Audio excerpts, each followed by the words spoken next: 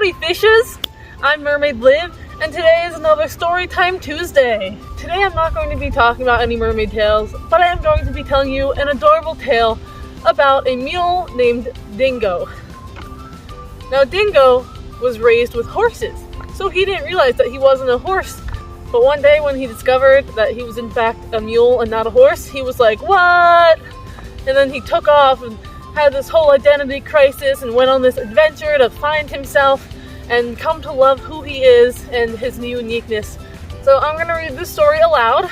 My uncle wrote this book, actually, and he recently hired me to do some marketing for him. So if you want to support me in my endeavors and my uncle, please click the link in the bio where you can get yourself a copy of this. Please go follow his Instagram page that I'm managing.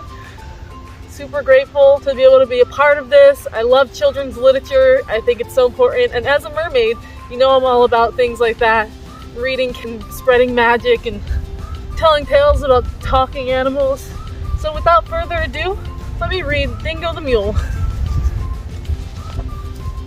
It was a beautiful morning on the farm. The sun shone brightly and something very special happened inside the barn. 2 young colts were born. They were born right next to each other and had beautiful horses as mothers who nursed them and loved them with all of their hearts. They loved to play together as they grew up. They were best friends. They rolled, ran, and kicked up their hooves day after day as they played. As they grew up together, as much as they were alike, they were different. Bongo was a horse and Dingo was a mule. Bongo's mom and dad were both horses. Dingo had a horse for a mom and a donkey for a dad.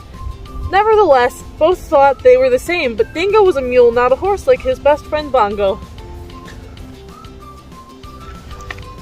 When they got older, they ran in the fields with the other horses. Dingo couldn't run as fast as Bongo. His legs were shorter, and he took smaller steps than Bongo and the other horses. Dingo loved to run just like the horses, and he quickly learned to take shortcuts through the field to keep up. One day, after a big run, Dingo said to Bongo, "Isn't it great to be a horse? I love being a horse. I love running, jumping, and feeling the wind go past my ears and nose. I love being a horse." As Dingo was saying how much he loved being a horse, the other horses overheard him. They all looked at each other and nodded in agreement. It was time to tell Dingo he was not a horse. He went to his best friend Bongo and said, "Do we think you should be the one to tell Dingo he is not a horse?" Bongo put his head down, shaking it side to side, and said, "I cannot do this." After a lot of nudging from other horses, Bongo walked over where Dingo was happily jumping and kicking around. Bongo said, "There is something I've been meaning to tell you." Dingo said, "Like what?" With a big smile. Bongo added, "It is very hard for me to say." Putting his head down, he quietly said, "You are not a horse." Dingo said excitedly, "What are you talking about? Of course I am a horse." And Bongo said, "Let's go down to the pond and I will show you." They went down to the pond and looked over so they could see their reflections in the water.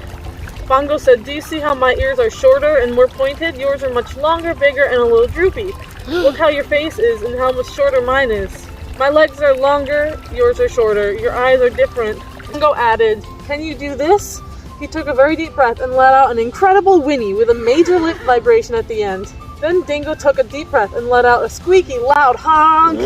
All the barnyard animals laughed hysterically at the sound. Dingo and Bongo stood there for a moment. Bongo could see that Dingo was getting very sad. Then Bongo said, "There is some good news. You are half horse, and you are half donkey." "Nothing wrong with being half donkey." Dingo started to realize he was different as he stared at his reflection in the water. Dingo's big ears went down, his head went down, his eyes became very sad as he realized for the first time that he was not a horse. Imagine that! Dingo slowly turned and started walking. He was very confused and wondered, "Who am I?" He walked past the ducks, past the barn, the pigs, and the chickens. Dingo kept walking down the driveway toward the road. He took one last look back at the farm and he could see the other horses running in the field. He lifted his head slightly, but it quickly went back down. As he continued to think, Dingo just kept walking and walking down the road, and for hours he just kept walking. Night came, the wind started to blow, and it began to rain. It started thundering, and lightning was striking all around. Dingo was suddenly very, very scared. "Oh no!" Dingo started to shiver. Dingo realized he was in trouble. Then suddenly a stranger appeared in the middle of the road. He said, "Follow me, I have a dry, warm barn and plenty of hay for you to eat." Dingo was excited at this news. A warm, dry barn and lots of hay. Sounds very good. Dingo followed the stranger to a barn. It was warm and dry, and there was plenty of hay to eat. Dingo ate until he was full, then laid down and fell into a deep sleep. Morning came, and as Dingo stood up, he was immediately bridled with a bit in his mouth, and leather straps were all over him. He had been harnessed to a plow. The farmer took him to the field, put Dingo in front of the plow, and cracked the whip, which scared him, and Dingo began pulling the plow. Back at the farm, Bongo had been missing his best friend Dingo. He missed him so much he packed his bags and set out on a journey into the sunset looking for his best friend Dingo. Aw, what a good friend. Dingo pulled the plow week after week and month after month. Dingo grew stronger and stronger, and the plows got bigger and bigger. One day, the farmer hooked him to a very large plow. Dingo was straining with all his might to pull this plow, with the farmer cracking his whip, when suddenly a huge plume of gas with the sound of thunder came out from under his tail. This made the farmer very, very angry. He began choking and coughing and began cracking the whip. Dingo jumped with all his strength and broke out of the harness. He spit out his bit and ran as fast as he could away from the farm. Yeah, get away from that mean farmer. Once again, Dingo found himself walking down the road, not knowing where he was going. He was cold, hungry, and scared, and thinking about his long-lost friend Bongo. Suddenly, once again, a stranger appeared and said to Dingo, "I have a nice warm barn and plenty of hay to eat." But Dingo was cautious. He did not want to make the same mistake as before. Then the stranger added, "I have lots of other mules at my barn."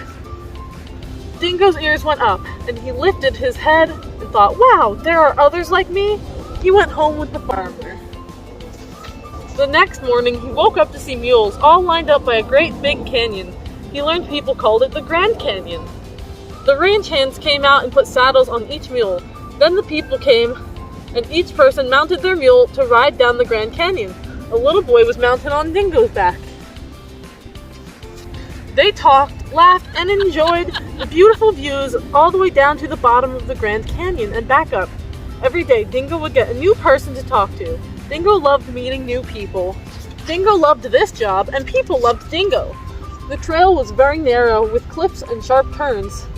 It was very dangerous. Once in a while, Dingo would get very close to the edge of the cliff, kick the rocks off. His rider would scream, and Dingo would chuckle. Then he would say, "Don't worry, you are safe with me."